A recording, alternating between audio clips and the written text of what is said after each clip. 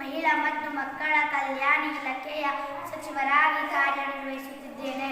ನನ್ನ ಹೆಸರು ಚೈತನ್ಯ. ನಾನು 5ನೇ ತರಗತಿಯಲ್ಲಿ ಓದುತ್ತಿದ್ದೇನೆ. ನಮ್ಮ ಶಾಲೆಯಲ್ಲಿ ನಡೆಯುತ್ತಿರುವ ಯುವ ಸಂಸತ್ ಕಾರ್ಯಕ್ರಮದಲ್ಲಿ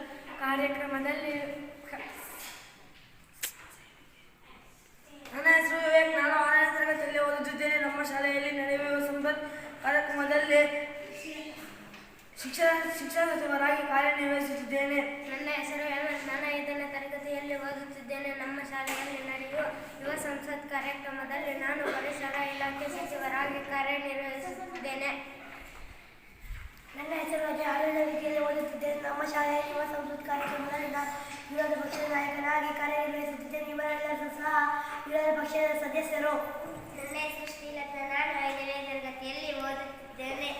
ನಮ್ಮ ಶಾಲೆಯಲ್ಲಿ ನಡೆಯುವ ಯುವ ಸಂಸತ್ ಕಾರ್ಯಕ್ರಮದಲ್ಲಿ ನಾನು ವಿರೋಧ ಪಕ್ಷದ ಸದಸ್ಯರಾಗಿ ಕಾರ್ಯವನ್ನು ನಿರ್ವಹಿಸುತ್ತಿದ್ದೇನೆ.